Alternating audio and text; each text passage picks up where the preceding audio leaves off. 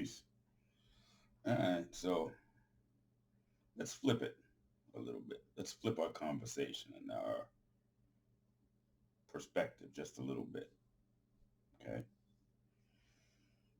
And again, those things that I say,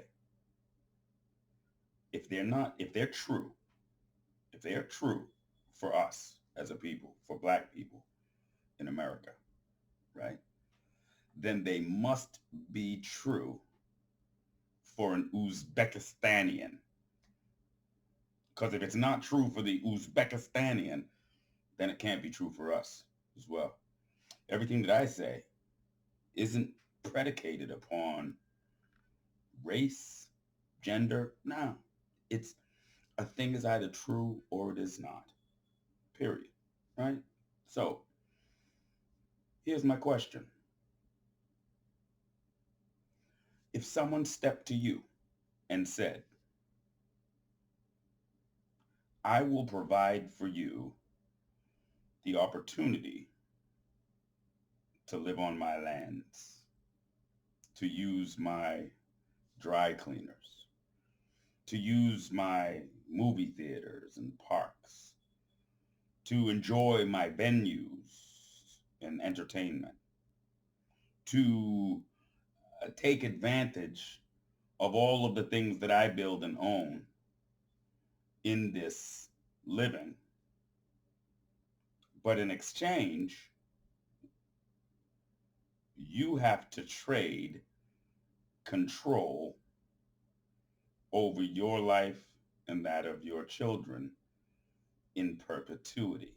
That means I will educate them. I will tell them what is normal. I will define what is a healthy relationship. I will define what is morality and humanity. I will define what is right and wrong. I will define those things and the standards that you must live by. I will define what is success and failure. I will define absolutely every element of your life and that of your progeny in perpetuity. In perpetuity. So that means 20 generations from now, if you sign this contract, if you sign this 20 generations from now, your children will still be under contract. Okay. And so I don't want you to make this decision hastily. I want you to think it through. I want you to walk the parks. I want you to visit the entertainment venues. I want you to look at the media. I want you to taste the food. You know, I want you to, you know, go see what it might be like. And again, it's available to you without reservation. You can be anything you want to be. You can become the president, even. You can be anything that you want to be.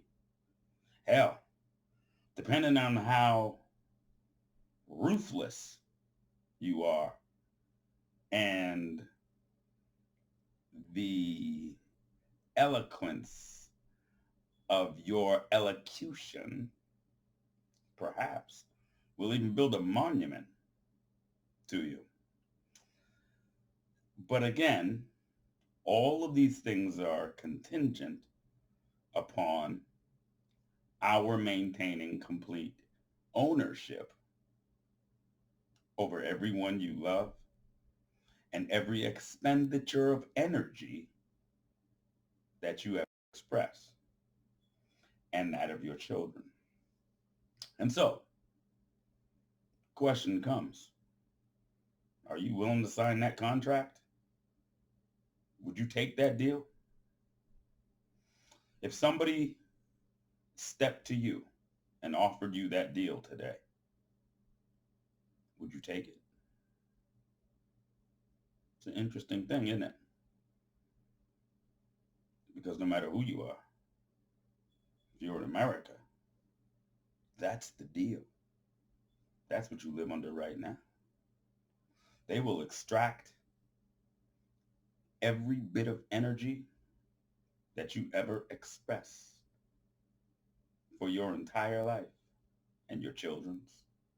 And their, your children go to school today, and there are a series of 16, 17 different things that they can choose from. And these things represent areas in which your children's energy become most useful to the society that they live in, right? It doesn't factor the individual. It doesn't consider your beautiful child. It doesn't say what is this child interested in? What are their goals? What are their dreams? What are those things that they can see that do not exist today and yet exist as a passion for them, right? What are those miracles that those children are ready to bring into being? These things do not factor. There are 16, 17 things that your children can do that make them useful to the society in which they live. It must extract the benefit from each and every single human being. Where it cannot extract benefit, where it cannot extract benefit, or where from a societal standpoint you think it doesn't extract benefit, it most certainly does. If you become a junkie, then when you go to a rehab, then there's dollars that are made. There's federal dollars that are generated and allocated for that. So there's a bag for you over there. They're going to benefit still. If you are a sloppy junkie, then you're going to get locked up. And again, there are federal dollars being allocated. There's a debt. They're being paid. It's commerce, right? It's happening. Okay. If you lose your mind and you outside talking to buildings, then they're going to scoop you up and they're going to put you into an institution. And again, they're going to extract benefit one way or another. It doesn't matter what your capacity is. You could get Alzheimer's and be completely incapable of stringing together coherent thought. And guess what? There is a way for them to extract benefit.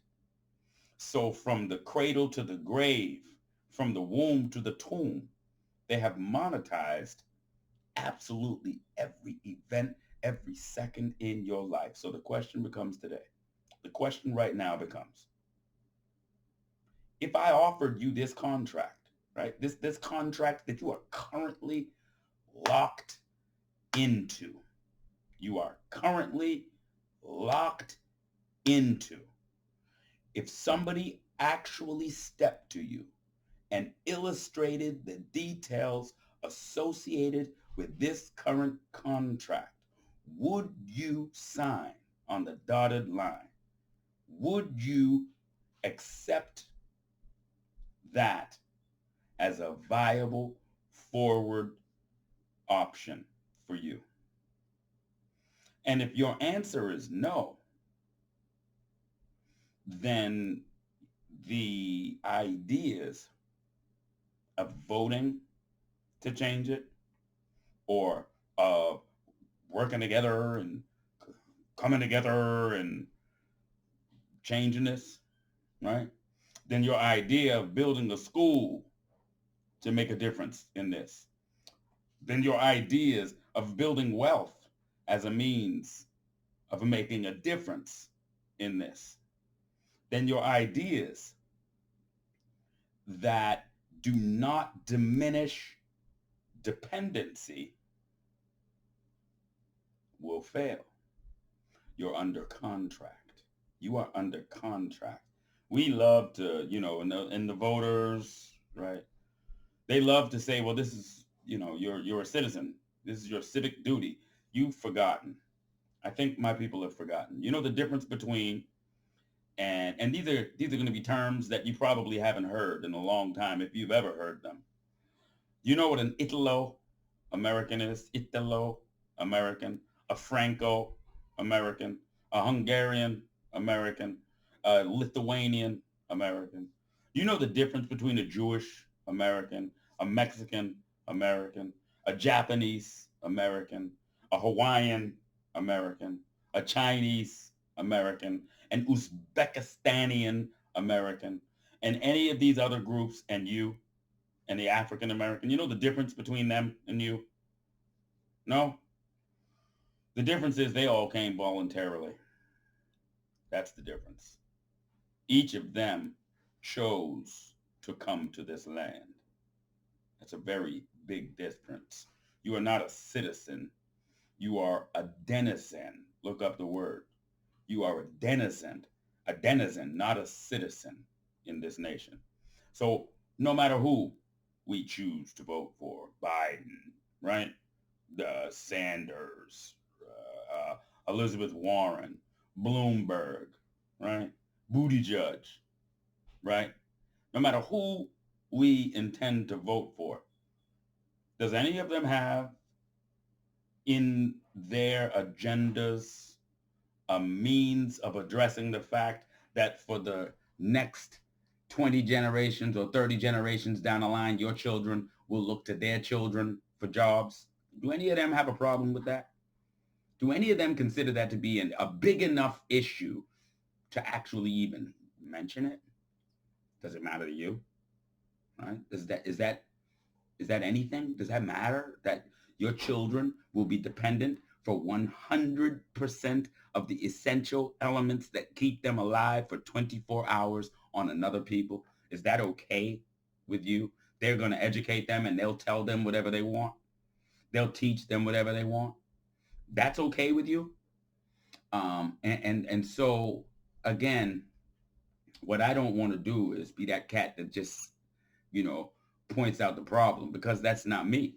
That's not how I roll, right? I build the solution. I spend time doing what needs to be done in order to be able to produce freedom. We need to be able to control food, clothing, shelter, water, healthcare, security, sanitation, and services for ourselves, right? As long as, we misdefine. And again, it is a maturation.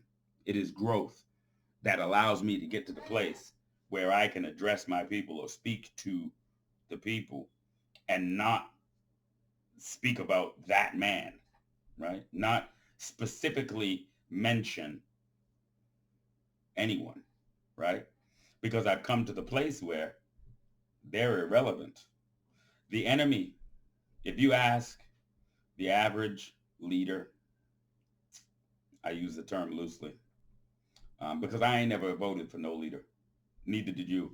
Neither did your parents. We ain't never voted for no leaders. Who appointed somebody a leader over us? Who did that? Who gave them that label of leader? Malcolm X never called himself a leader. Never.